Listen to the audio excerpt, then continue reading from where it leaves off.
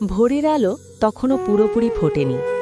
আকাশটা ছিল ধূসর, যেন রাত আর দিনের মাঝখানে দাঁড়িয়ে থাকা কোনো নীরব সেতু। আমি ডিউটিতে যাওয়ার জন্য বাড়ি থেকে বেরিয়েছি। রাস্তার বাতিগুলো এখনও জ্বলছে। তাদের হলুদ আলো কুয়াশার মধ্যে গলে গিয়ে এক অদ্ভুত স্বপ্নেই পরিবেশ তৈরি করেছে। ঠিক তখনই অনুভব করলাম হালকা হালকা করে কিছু একটা গায়ে এসে পড়ছে। প্রথমে ভেবেছিলাম বৃষ্টি, কিন্তু হাত বাড়িয়ে দেখি সেটা পানি নয়, বরফ। এই শহরে বরফ পড়া খুব একটা দেখা যায় না, তাই প্রথম কয়েকটি বরফের কণা পড়তেই বুকের ভেতর একটা অজানা আনন্দ কেঁপে উঠল। আকাশ থেকে ধীরে ধীরে নেমে আসা সাদা কণাগুলো বাতাসে ঘুরতে ঘুরতে মাটির দিকে নামছে, যেন কেউ অদৃশ্য হাতে তুলোর মতো সাদা ফুল ছড়িয়ে দিচ্ছে। আমি থেমে দাঁড়ালাম। ডিউটির তাড়া থাকলেও এই দৃশ্য উপেক্ষা করা অসম্ভব। চারপাশটা ধীরে ধীরে বদলে যেতে লাগলো। রাস্তায় পড়ে থাকা ধুলো, পুরনো পাতাগুলো সবকিছুর উপর এক পাতলা সাদা চাদর পড়তে শুরু করলো।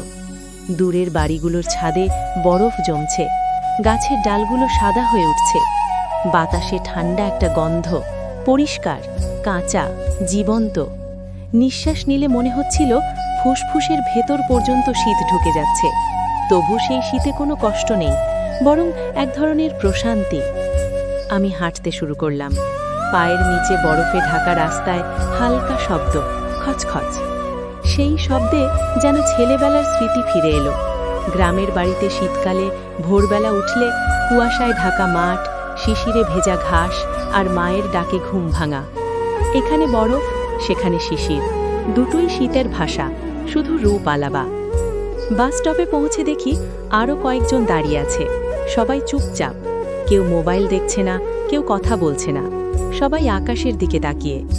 বরফ পড়া মানুষকে নীরব করে দেয়, যেন এই নীরবতার মধ্যেই প্রকৃতি কথা বলে। এক বয়স্ক লোক ধীরে ধীরে বললেন, অনেক বছর পর এমন বরফ দেখলাম। তার কণ্ঠে বিস্ময়ের সঙ্গে একটু আবেগও লুকানো। বাস এলো। জানালার পাশের সিটে বসে পড়লাম। জানালার কাঁচে বরফের কণা এসে লেগে সঙ্গে সঙ্গে গলে যাচ্ছে। ছোট ছোট পানির ফোঁটা নিচের দিকে বয়ে যাচ্ছে। বাস চলতে শুরু করতেই শহরটাকে নতুন মনে হলো। যেসব জায়গা প্রতিদিন দেখি, আজ সেগুলো যেন অন্যরকম। সাদা বরফে ঢেকে থাকা রাস্তাঘাট, পার্ক, দোকানের সাইনবোর্ড সবকিছু এক অদ্ভুত শান্ত সৌন্দর্যে ভরে উঠেছে। ডিউটির জায়গায় পৌঁছতে পৌঁছতে বরফ পড়া আরও বাড়ল। কাজের ফাঁকি জানালা দিয়ে বাইরে তাকাই। সহকর্মীদের মুখেও হাসি। কেউ কেউ বলছে আজ কাজের চাপ কম লাগছে।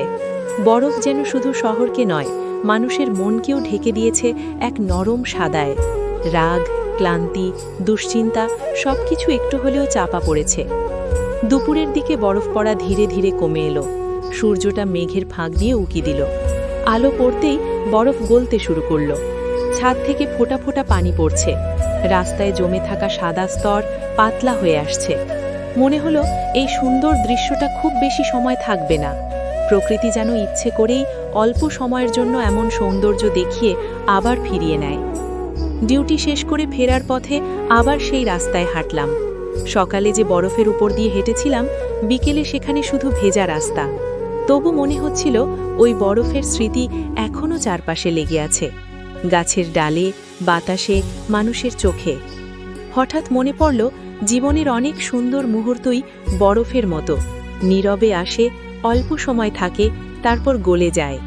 আমরা চাইলে সেগুলো ধরে রাখতে পারি না, কিন্তু মনে জমিয়ে রাখতে পারি। আজ সকালের বরফ পড়া ঠিক তেমনই এক মুহূর্ত। হয়তো কাল শহর আবার আগের মতো হয়ে যাবে। ব্যস্ততা, শব্দ, ধুলো সব ভিলে আসবে, কিন্তু এই সাদা সকালের স্মৃতি, এই ঠান্ডা নীরবতার অনুভূতি, সেটা অনেক দিন থেকে যাবে। বাড়ির দরজায় পৌঁছে একবার আকাশের দিকে তাকালাম। বরফ পড়া থেমে গেছে। মেঘগুলো ধীরে ধীরে সরে যাচ্ছে। মনে মনে ভাবলাম, প্রকৃতি আজ আমাকে একটা উপহার দিয়েছে। সেই উপহার কোনো জিনিস নয়, কোনো ছবি নয়, একটা অনুভূতি। আমি জানি আবার কোনো এক শীতের সকালে কোনো অচেনা শহরে বা পরিচিত রাস্তায় হয়তো আবার বরফ পড়বে। সেদিনও আমি থেমে দাঁড়াবো, আকাশের দিকে তাকাবো, আর মনে পড়বে এক